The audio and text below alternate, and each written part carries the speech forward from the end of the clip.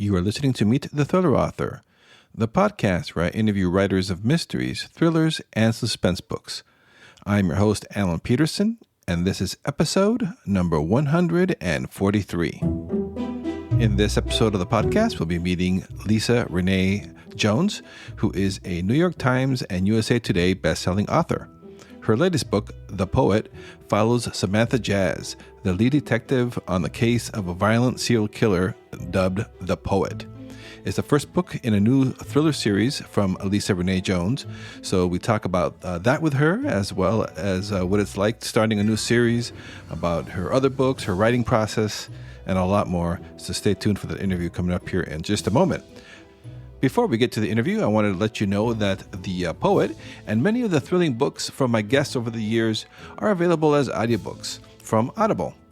I love audiobooks. It's a wonderful way to fit in some thrilling books while I'm out and about or doing house chores or what have you. And if you visit thrillingreads.com/audible, you'll be able to get a free trial of Audible. And by signing up via my link, you'll be supporting the podcast. So I do appreciate that. So go to thrillingreads.com/audible for the details. All right, here is my interview with Lisa Renee Jones. Hi, everybody. This is Alan with Meet the Thriller Author. And on the podcast, I have Lisa Renee Jones. Welcome to the podcast, Lisa. Hi, thanks for having me. I'm excited to be here. Oh, great. Thank you. And so before we get into the book and everything, can you tell us a little bit about your background and your writing journey so far? Oh, gosh. Well, I actually owned a staffing agency for 11 years across Texas and Tennessee, believe it or not. And but I had a creative side. I had done some acting and some stuff that just kind of, there was no time for it. Life got in the way. So that creative, part of me was just nagging at me. So one day when I was in the airport, I said, you know what? I am not going to work on the plane like I always do. I'm going to read a book. I have not read a book in forever, and I love reading. And so I did. I gobbled it up and I went, Mom, you know what? I'm going to write a book. And, so many people say that, but like 3 months later, I'd written a book. It was horrible, but I had written a book. And then from there, I went to a writing convention and they asked everybody, how many of you have actually finished a book? And I thought, well, everybody's going to say they have. Why else would you invest the money to come to one of these conventions? And I was shocked that only a small portion of the room had actually written a book. So I'm just kind of one of those people who, when I decide I'm going to do something, I'm going to do it. So that's kind of how I started writing. And I did get published fairly quickly, but, I didn't get published in a big way until a few years later, when one of my series became a big success, which was really such a blessing. And especially since it was kind of like the series of my heart, and it still is. Yeah. So at the beginning, you were running your business and writing at the same time? I was secretly, and none of my staff knew. And what's so funny now is I'll have some of my staff like randomly email me through Facebook or something and say, "Oh my God, it is you!" Wow, that's cool. Yeah. Yeah, I did. I saw that on your website. I was curious about that because it says you were listed as number 7 growing women-owned business in Entrepreneur magazine back in those days. Yeah. Have you found that background as an entrepreneur, business owner? Has it helped you in the publishing business? Oh gosh, big time. Back when we were allowed to get together as groups, and I used to give little speeches. And one of the things I talk to authors and especially aspiring authors about is that you are in this to make money. It's a business. So if you go into this and you think, I want to write a book, I want to be published, then, you're going to not make any money at it. Then your publisher's not making any money either. So you have to go into it smartly and think it's not just about writing the book. It's about selling books. It's about marketing the books. It's a much bigger picture than just writing the book.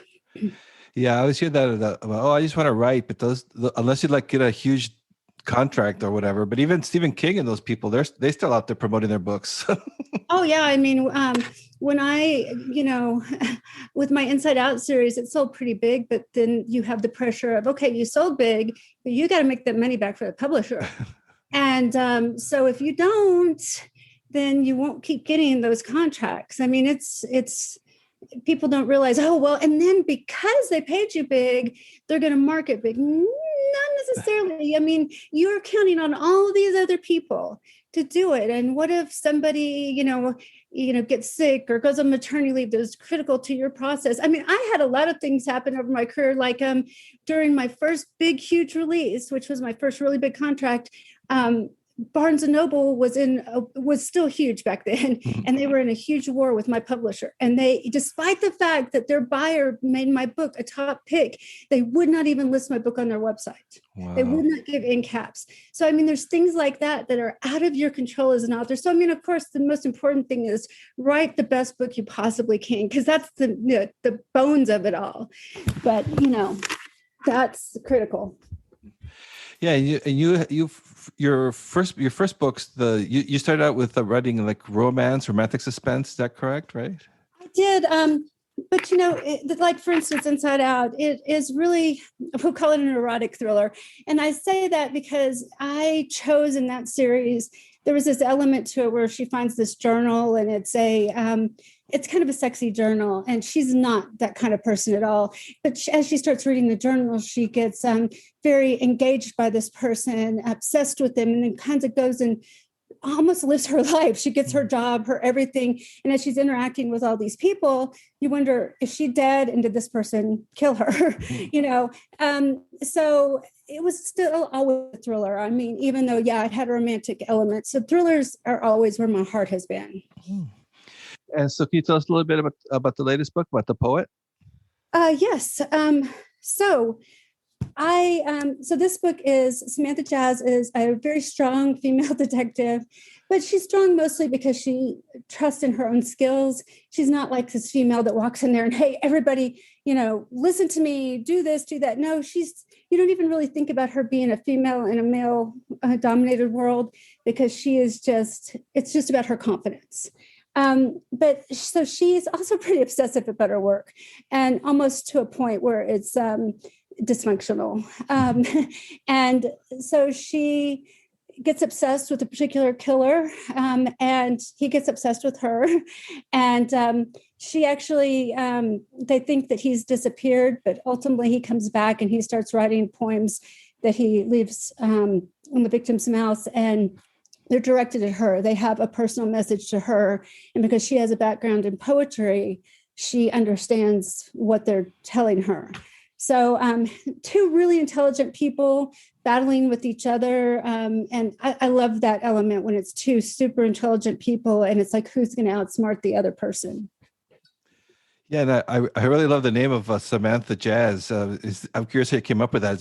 Is Jazz an actual surname out there? No, well, okay, so jazz, there's a connection in the book to jazz and poetry. And there's actually a connection to her last name that I can't really tell you, or it kind of gives away some stuff. But it actually was created because of a connection in the book that's important. So, cool. But yeah, I actually really love the name too. I love this name. So it worked out so great that it tied so well to the book. And were you a fan of poetry as well?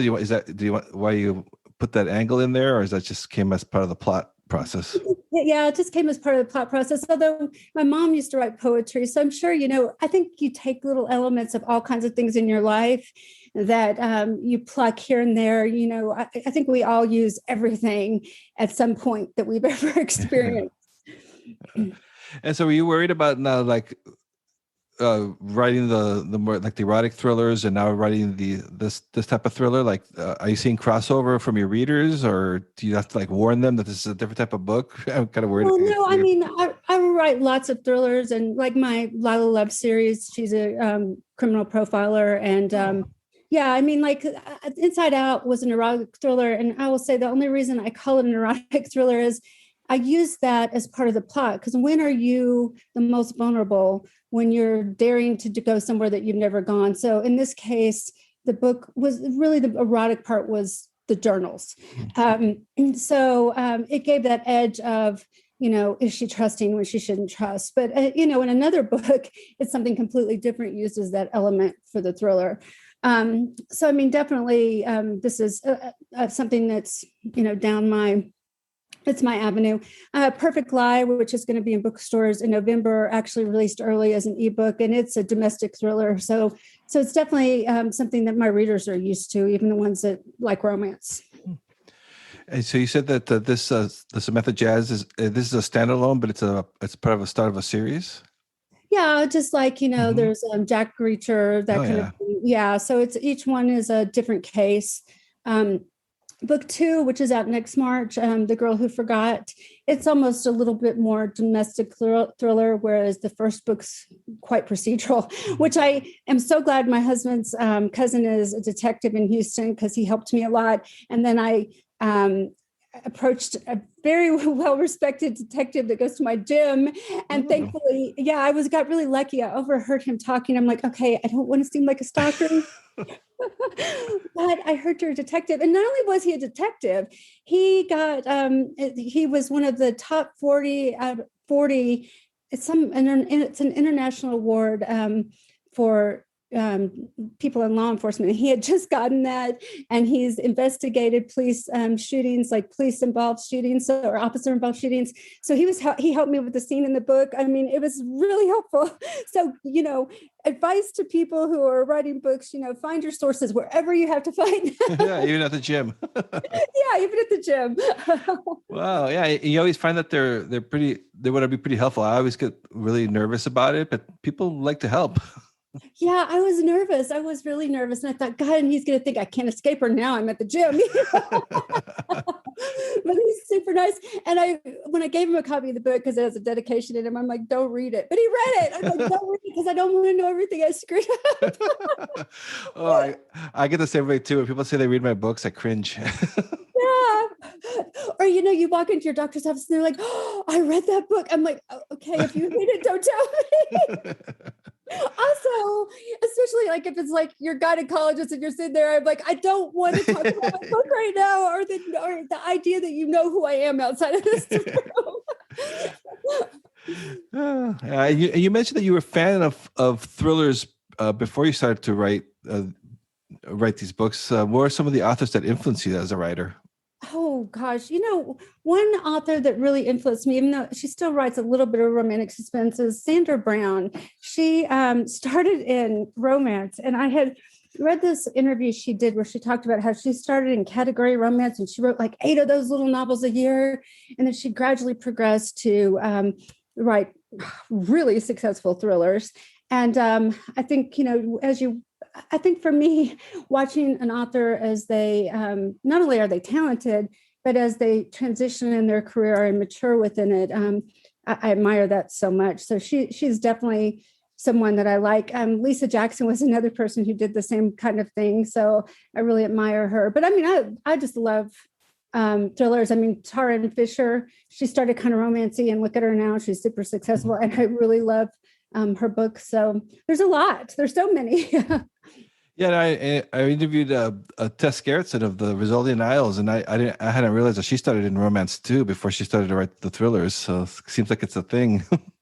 Yeah, I mean, Yeah. I think romance was a really, really big genre for a long time, and so I think you kind of radiate maybe when you start writing to something that's really comfortable and familiar as well. Because I mean, romance is something we all know, right? Mm. It's difficult when you start writing thrillers. There's so many different aspects to it, pacing, and just all the different layers to it that you don't necessarily have in a straight romance. And so I'm kind of curious about your writing process. Do you outline, or you seat of the pants type writer? I love to write seat of the pants, but thrillers don't always allow that to happen. And also, like the poet, for instance, was sold into Walmart and Target off an outline, so I was forced to write Oh. an outline, which I didn't stick to. And then book two was the same way. So in some cases, I'm kind of forced to do it, and I don't dislike it. I mean, like book two, I know I'm going to stick to that outline. I'm like really crazy about that outline, and exactly, I feel like I will. But I say that, but probably halfway in, I'm going to be like, okay, I'm going left, I'm going right. That's just how it works. That's interesting that you said that you were able to sell that off the outline, because usually they say you have to have the whole manuscript written, and then it's kind of like am I wasting my time writing this? I think that's early in your career. I think once you're established, it kind of gets a little bit easier to do those kinds of things. Nice. But yeah, when you're first starting out, that's so It's like, oh God, I'm going to spend all this time. What if they hate it? Yeah, I remember that. Yeah, Not so I a guess fun time. yeah, so I guess once you have your track record, you get a little bit more leeway then. Yeah, you definitely do. I mean, I think in this case, I actually wrote a pretty detailed outline. In the past, I've been able to sell with, just a much shorter outline. But this was, when they're talking about putting it on a Walmart or Target shelf, something like that, I think they kind of want to know in more detail what they're going to get, Mm-hmm. And I was kind of curious too with the pandemic. Did that change affect your writing at all, or is your Yeah, the process? poet was supposed to be out in November. Oh, Yeah, so that was kind of, a bummer because I was so excited about it. And the book's been written forever. And, you know, um, so then it didn't come out till March. And of course, you wonder, it's my first print release since a pandemic. So how does that affect people grabbing the books and all? My publisher says that it's, still going to be a good thing, but because people are reading, a lot of people are at home, that kind of thing. But you also worry about, do people have throwaway cash too? Because books are still throwaway cash, even though we don't want that to be the case. Yeah, but for me, I mean, I've been writing from home forever, so I didn't feel like anything really changed for me other than my publication date. And have you thought about how you're going to handle the whole COVID pandemic in future books? Will you address it or not address it? Or I was kind of curious about that. Oh gosh, no. I Yeah, think people are so tired of hearing about it. The last thing they want is to have it show up in a book. I agree. I think, books are supposed to be an escape, so we want to get away from that stuff. Yeah. Yeah. So what's next for you then and for Samantha Jazz? So that's The Girl Who Forgot. And I'm super, super excited about that one. She actually tries to take a break. She goes to a bachelorette party, and then something bad happens, and she ends up pulled into all of that. And it is more domestic thriller in that there's going to be the point of view of another character, and you don't know if you can trust that person or not. And I think it's I'm probably more excited about it than the poet, but I think we're always more excited about what comes next. Yeah. We can't help it. That's what's got our creative juices going. Yeah, I was curious with the domestic thrillers too, because those seem to be so popular right now. Like, what exactly qualifies that, or is a domestic thriller? What makes a domestic thriller? Well, a domestic thriller is more character based than like crime scene based. So like the girl on the train, you're in her head. It's really, is she telling you the truth? Do you know what's really going on, and you're trying to figure it out? So that's really, at least in my mind, my definition of it. A Perfect Lie, that's out in November. You're in the point of view of the lead character, and you don't know if you can trust her, you can't trust her, you don't know if anything that is happening is real from the perspective of what you see in the whole big picture. So which I think that's fun. I mean, so much fun. Yeah. And so what's a writing day like for you? Once you get started writing, do you like write every day? Do you set goals? I do. I usually write 7 days a week, but just because I just need to stay in the story, even if it's only a little bit. And I do try and write 2,000 words a day, but sometimes I'm rewriting the same 2,000 words I wrote the day before, which is always this frustrating times when you are like, I cannot wake up tomorrow and write the same chapter again, a different way. And what's crazy is when I finally get past that, I realized what was wrong and why I couldn't go on. And I'm like, God, that was so obvious. The character was out of sync. There was something wrong. And sometimes I even have to, if I get stuck like that, go back a couple of chapters and look and figure out where something's wrong. And my husband will be like, something's wrong, or you could go on. I'm like, yes, I know. He's been dealing with this, for years. And do you need to talk about it? But as far as my day goes, I tend to write pretty late. So I'll get up and pretty late in the morning, and then, start writing after probably about 11. And then I write until the gym, and I go to the gym, and I do a lot of plotting while I'm doing cardio, believe it or not. And so a lot of times I'll come back and scribble down a whole bunch of notes for the next day. Or I've actually gotten the notes on my phone and started writing a scene because I just had to get it down because it came to me. So, I mean, that's pretty it, my boring schedule. And do you write on Word or some other program? Yeah, Word. Word? Yeah. Yeah. And are you going to continue writing romance as well? Are you going to write both types of books, or? Yeah, I am. I think as far as romance goes, I mean, that's been a fun genre for me, but I do write thrillers along with that. So, romantic suspense. So the difference is they just have that romantic element, but there's still that thriller there. How many books do you have out so far published? Oh my God. When I first started, I wrote category romance, which was, although it was hard to break out of, it was a good learning experience in a lot of ways, but I wrote 20 of those. Wow. Just those. Yeah. So just 20 of those. And since then I've written so many more. So I probably have 50 books or so, but again, like 20 of those were little category romances that are like completely different. But the great thing about that was I got to work with a lot of editors, and one of my category editors gave me a piece of advice that has stuck with me forever. And that is, if you can make your bad guy relatable and make people almost start rooting for him, aka you can say Dexter, right? Yeah.